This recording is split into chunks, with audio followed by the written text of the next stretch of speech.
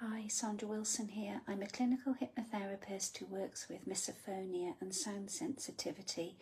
So in today's video, I thought I would just have a little talk about how misophonia impacts our most important, closest relationships.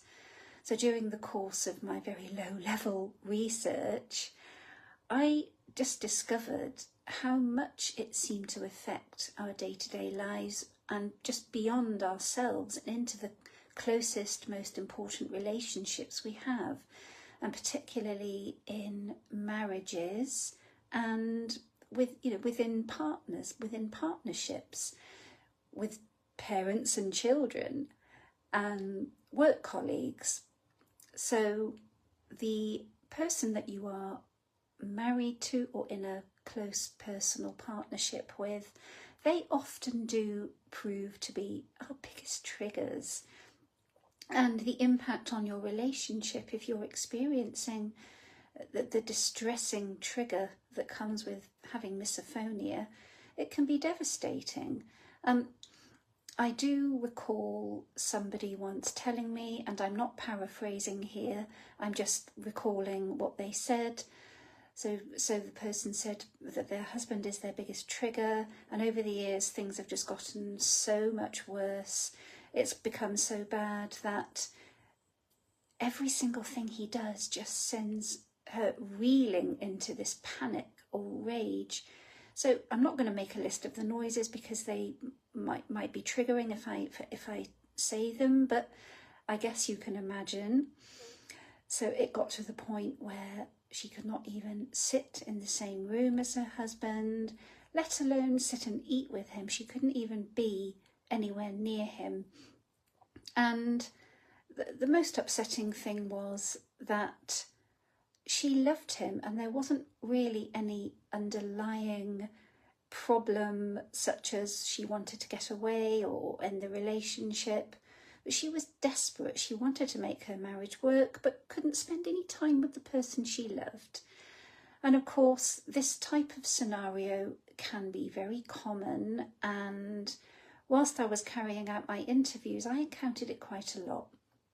So if you are in this situation, if you are with your spouse or partner, and they are triggering you by all the noises that they make, just normal everyday noises of keeping themselves alive.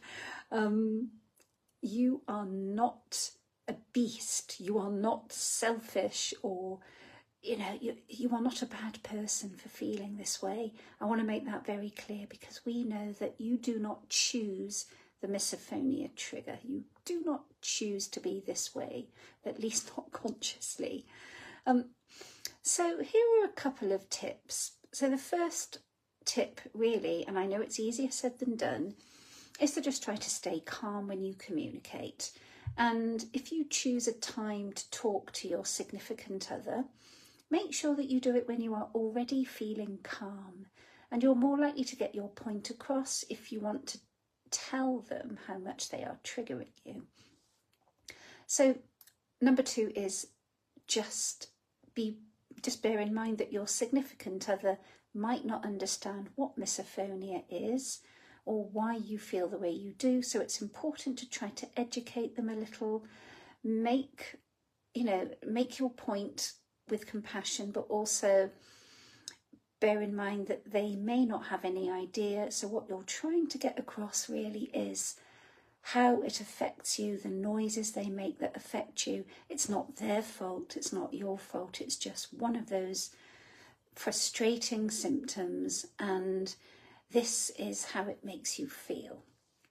So number 3 is to focus on creating happiness in your relationship in ways that don't involve being triggered. And I know it's hard, especially if having meals together is one of the big problems. But if they love you and you love them and they want to support you, hopefully, you'll be open to making some adaptations. They could eat more quietly, of course, even though it's not always easy. They could scroll on their phones a little bit less.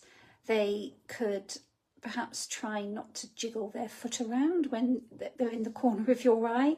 Of course, they can't really help snoring, but what I'm trying to say is, what can you do together that you know that you're going to have fun, it'll be peaceful and calm, and you might just have a laugh even, that isn't going to involve any of those noises. So that is another tip.